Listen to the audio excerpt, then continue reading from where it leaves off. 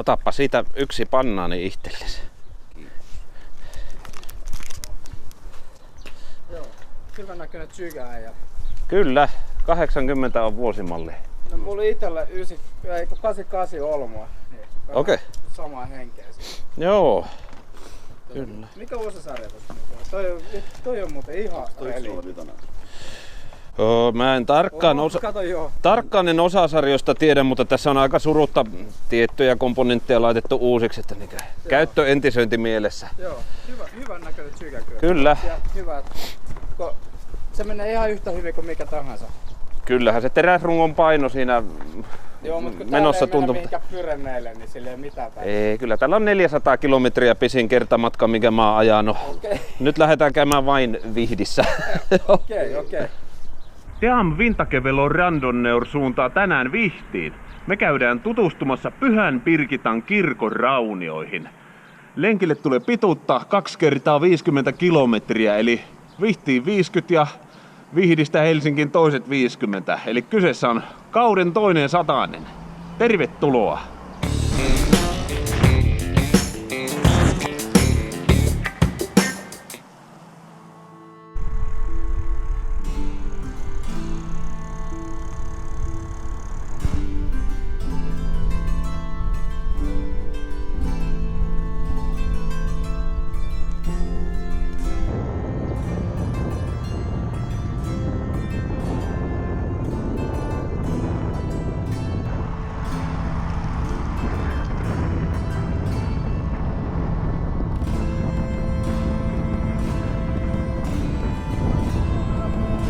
Mennään vasemmalle.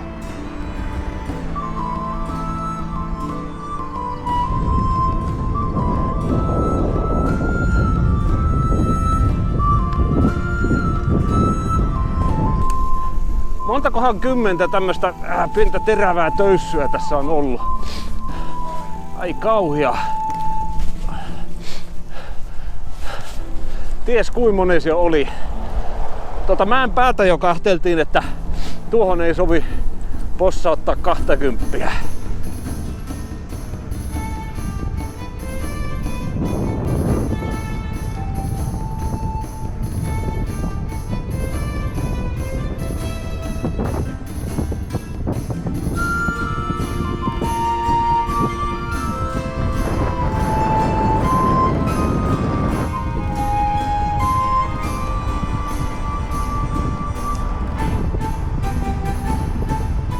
Ollaan ajettu 22 kilometriä ja 690 metriä.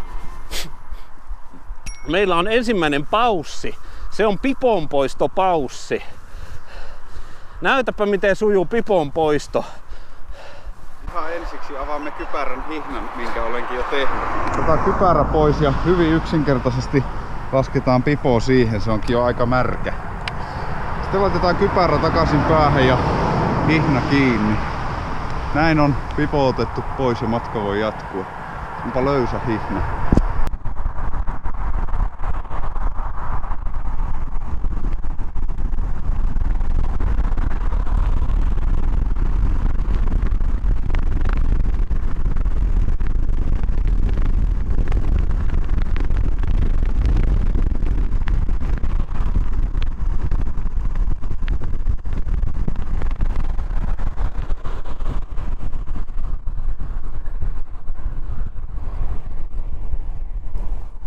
Luulen, että äsken tehtiin tämän reissun vauhtihuiput. 55 kilsaa mittarimme mukaan mentiin tuossa äskeisessä mäessä. Kyllä se on semmonen mäki, että siinä saa muutaman polokasun kyllä pyöräyttää, jos sitä mennään toiseen suuntaan. Sekin on tullut eräänkin kerran tehtyä. Ei sitten ajeta siihen peltipoliisiin liian lujaa.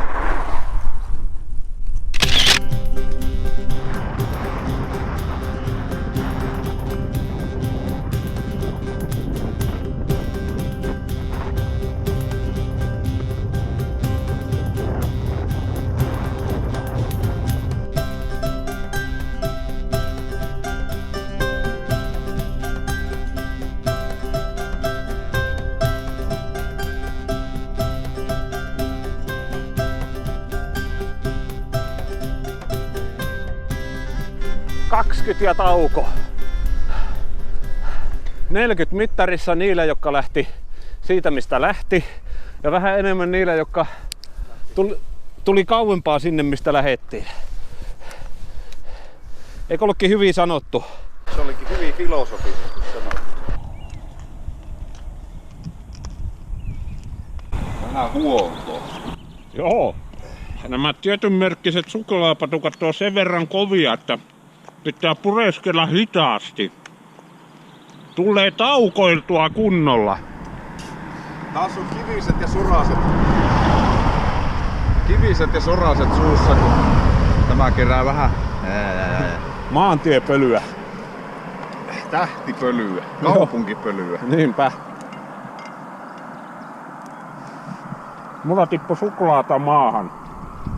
Kyllä sen naakkavaris käy syömässä. Joo. Ja harakkakorppi. Tätä tulee lisää tätä vettä, kun siirtää vähän astiasta toiseen. Niin joo, se on taikaa.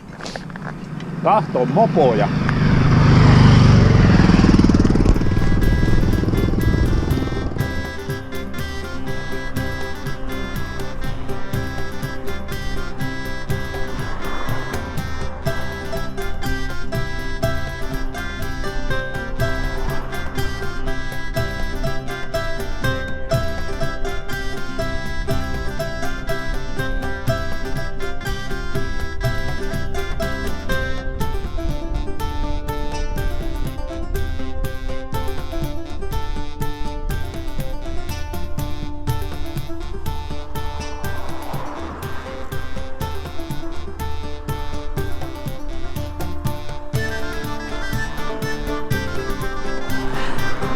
Tämä on tämmönen paikallinen Kuninkaan mäki. Ensin oli oikein terävä nousu, sitten tämmönen oikein pitkä ja loiva. Ei se auta, kun rauhallisesti veivata. Jos tässä alkaa osumaan, niin sitten iskee kramppi.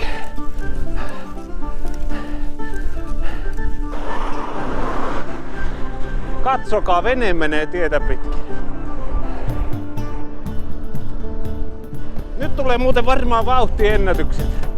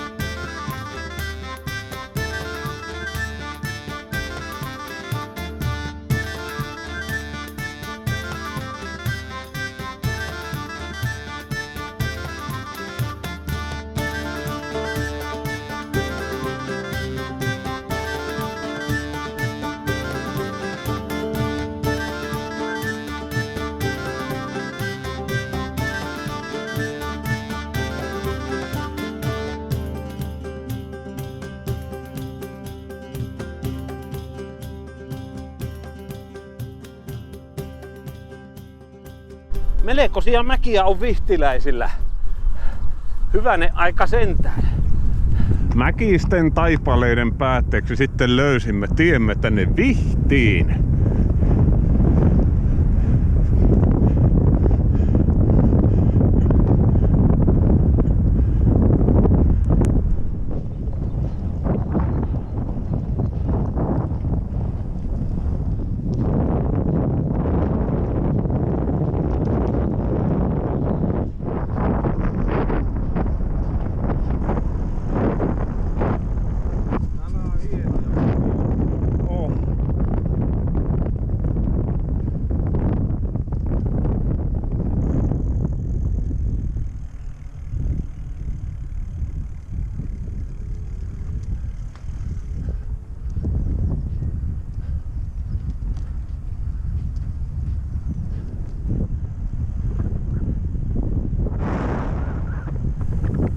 Siinä ne ovat.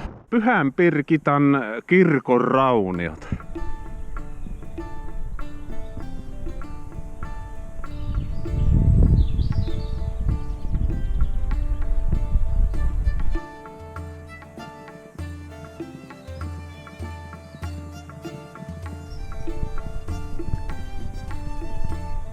Sen verran lukasin tästä ympäröivästä paikasta Pyhän Pirkitan kirkosta, että tämä on rakennettu joskus 1500-luvulla. Lieneekö se ollut sitten keskiaikaa?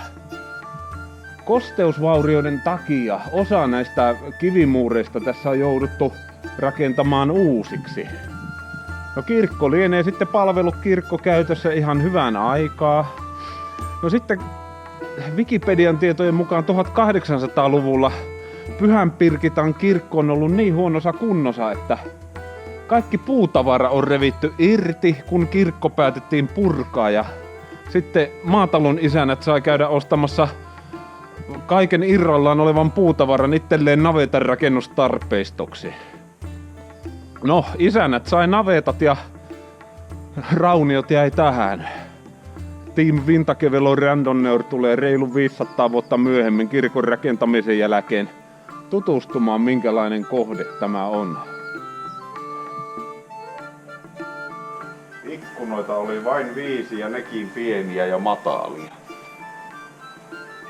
Kellotapuli rakennettiin kirkon itäpuolelle 1682. Maaperä on sen verran löyhää, että kirkon seini on jatkuvasti ilmestynyt halkeamia ja vähitellen kirkko sitten rappeutui. Käyttö päättyi, kun uusi kirkko valmistui Hartanmäelle 1772. Tätä käytettiin kuitenkin hautakirkkona 1793 saakka. Eli se tarkoittaa sitä, että kun kurkataan tähän maaperään ja jos tästä nyt jotakin kaivaisi, niin siellä voisi tulla luita esille. Tämä on aivan mahdollista, nimittäin vainajia haudattiin sekä kirkon lattian alle että kirkon ympärillä sijainneeseen hautausmaahan. Lieneeköhän siitä näkyviä jälkiä.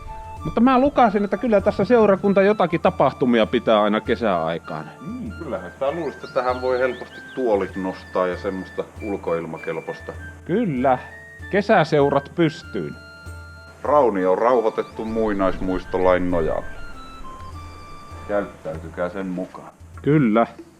Aivan päätöntä menoa oli kyllä niissä alamäissä ja hapottavaa menoa ylämäissä. Kyllähän se nyt muutama ylämäen polokasee nähdäkseen rauniot. En viitsinyt sulle muuten sanoa tai muistuttaa siitä faktasta, että meillä on samat mäet vielä edessämme, kun lähdetään sinne Siippoon nestettä kohti ja siitä sitten toista reittiä kotia kohti. Se on vähän sekin kohtalo hyväksyttävä. Niin se on. Kun sitä on kerran itsensä ravinnut tämmöisillä kulttuurimaisemilla, täytyy myös muistaa tämä tämmönen niinkö kaloripuoli. Pientä orientaatiota otettiin tuohon edessä olevaan reittiin. Me ajetaan siis samoja jälkiä vähän matkaa takaisin ja sitten käännytään siitä Otalammen kohdalta vähän pienemmille teille. Ja mennään sieltä Lepsämän ja Klaukkalan suunnilta tuonne vanhan Kolmostien varteen. Ihana ilma. Mukava kotimatka tulossa.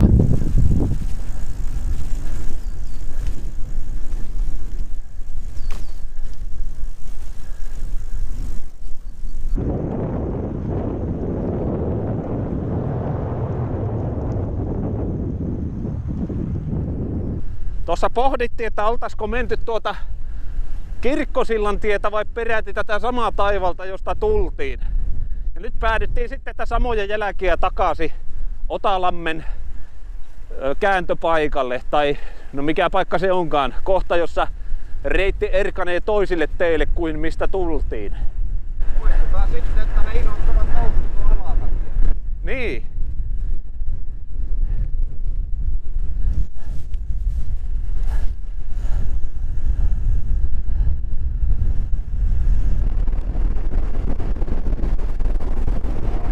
Kova!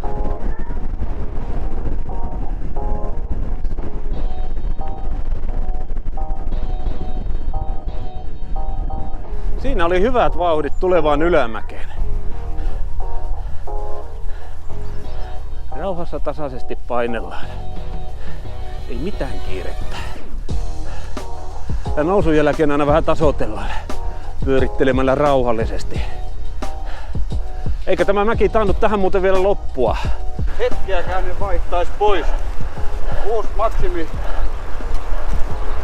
maksiminopeus. Muistaakseni silloin 64 saatiin silloin siellä. Sanoppa missä se oli. No se oli ennen Pornaisia. Nyt kävi 70 ja Oho! kännykän GPS toivottavasti tallensi sen, koska nämä Sigma ei tallenna maksiminopeuksia. Okei, mulla tallentaa. Sulla on se eri malli. Joo, niin tosiaan mä en oo 70 vielä päässyt Helsinki Brevetillä ennen Kalkkisia. 67 oli mun vauhtinopeus, vai vauhtiennätys. Vauhtinopeus. Vauhtiennätys tuo Sigman mukaan.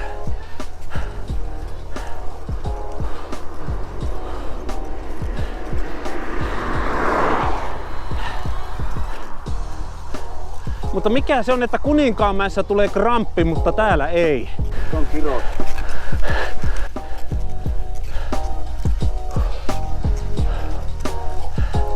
Kyllä se muuten oli tämä mäki.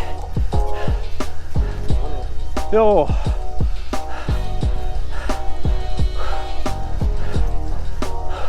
Otetaanko pieni hengähdys tuossa?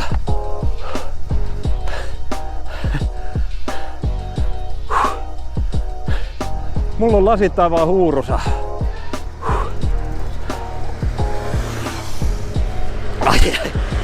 Ai.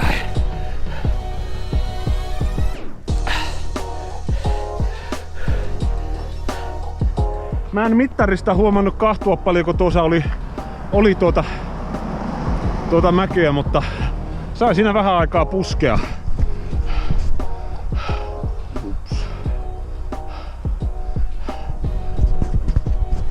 Siellä tosiaan näkyy tuo merkki.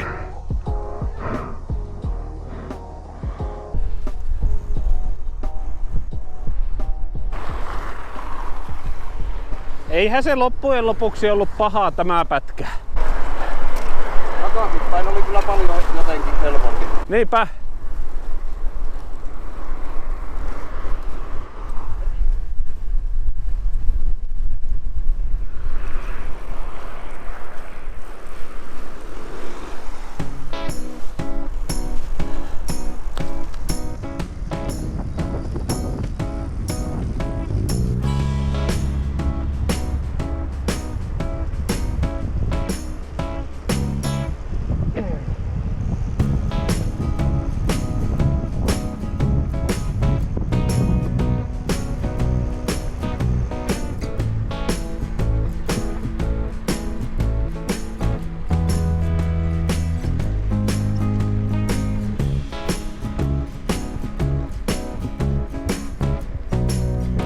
Minä oon kanssa mukana. On vähän nälkä. Hetkeksi tuli semmonen olo, että oliko tämä tie nyt se oikea? Den rätta vägen. Onneksi Suomessa ei voi eksyä. Eikö hetkinen, tiedätkö? Meidän reittimme veisi tuota Greivelitietä pitkin. Sen on Komutti meille piirtänyt, mutta tätä Jokipellon baanaa pitkin päästään kyllä Lepsämän suuntaan, että se on ihan miten haluat. Joo.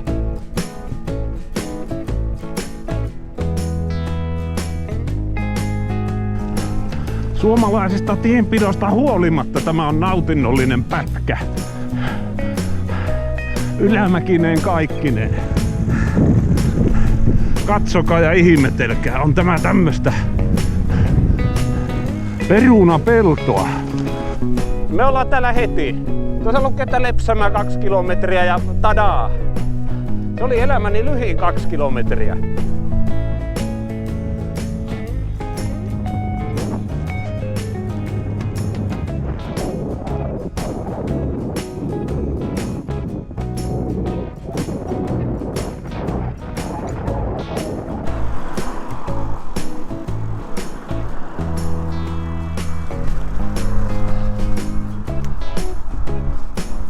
Ja Klaukkalassahan totta kai pistäydytään kaupassa.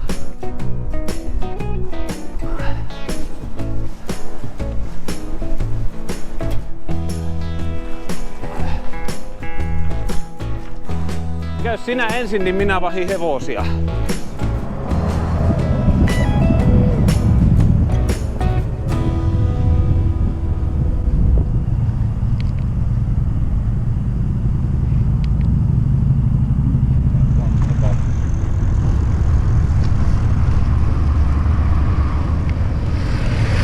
Päätettiin tuossa, että ei kovin orjallisesti seurata komuutin reittiohjeita, vaan tuosta Luhtaanmäentien kautta ajellaan tonne vanhan Kolmostien varteen ja siitä suorinta reittiä maaliin.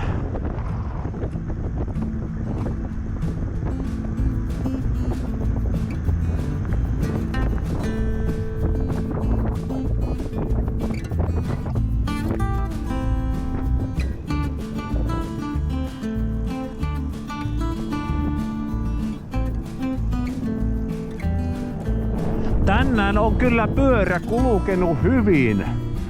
Tuuli on ollut tuommoista suotuisaa etelästä puhaltavaa, varmaan 3-4 metriä sekunnissa. Sitten on ollut suojaisia paikkoja, joissa tuuli ei ole hirviästi edes tuntunut. On pystynyt kuulemaan sen renkaiden äänen, joka tulee renkaan ja asfaltin kohdatessa. Semmonen jylhä humina, jos näin voi sanoa. Tuli tekninen. Ei voi mitään, se on korjattava.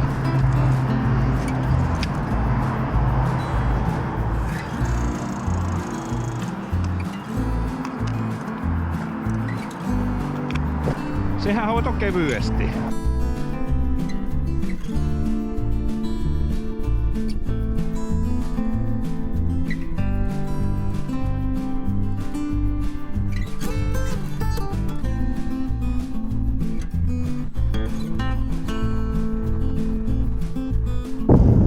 No niin, hyvä ystäväni.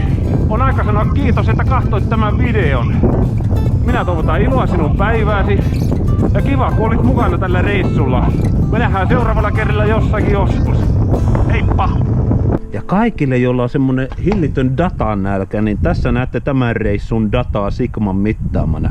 Kilometriä on sen verran. Liikkeellä oltiin tuon verran. Tarkennettakoon, että aika lailla 10 aikaa lähettiin aamulla. Siinä on keskinopeus. Maksiminopeus melkein 60. Aika kiva. Vallitseva lämpötila. Ja sen verran on kello nyt, eli tommonen 6 tuntia ja 13 minuuttia ollaan liikkeellä sitten tällä reissulla oltu kaikkinensa. Siinä on sen verran sitten kertynyt ihan oikeita maantiekilometriä tähän mennessä.